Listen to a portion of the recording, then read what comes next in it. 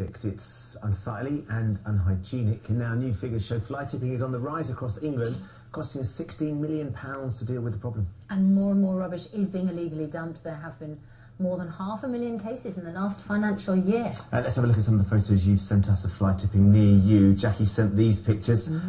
She's in Manchester. She's part of a community action group which cleaned up this fly-tipped rubbish. Tracy sent these images. These are from Salford.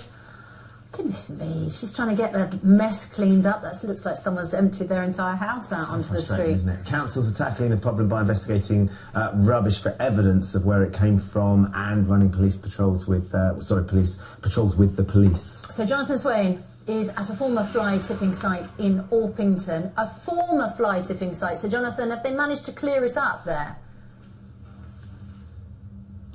We're not a former fly tipping site anymore, Susanna, because I'm absolutely appalled at what I'm looking at this morning. Just take a look down here. This is a lovely farm road here in the countryside, but yet this has been dumped just overnight. You've got some gripper rods here, look, from old bits of carpet as well. Rubble sacks here that are full of plaster. Down here you've got old tiles as well, and in the distance it looks like someone's just had a new kitchen. The old kitchen has just been dumped. You can see the doors there in the distance. And so this is a lovely area, a lovely country lane surrounded by farmlands. This happens night in, night out in the area apparently, and around the country, as these latest figures have shown, that fly tipping is on the increase, with more than 500,000 incidents per year. That's just in England alone, and yet the prosecutions, though, only around 1,000 people were prosecuted for fly tipping last year.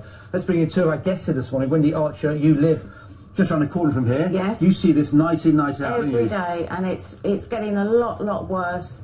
It's just horrendous. It's making our lives a misery. Local businesses are suffering.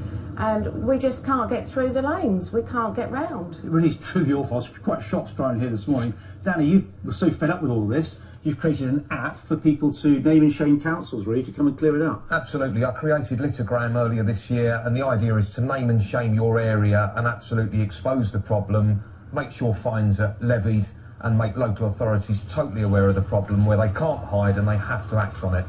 And Wendy, when you confront these fly tippers, what do they say to you? They just threaten us. They tell us to stop filming them. We take photographs of their number plates. That's when they don't cover them up, of course.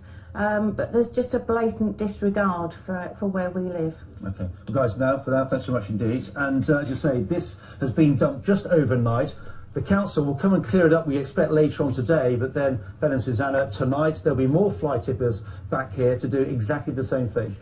So frustrating, isn't it? It would drive you absolutely mad if that was you and where you lived. Jonathan, thanks ever so much. If you have pictures of the situation locally, do send them in to us. You can tweet them or send them via email or Facebook.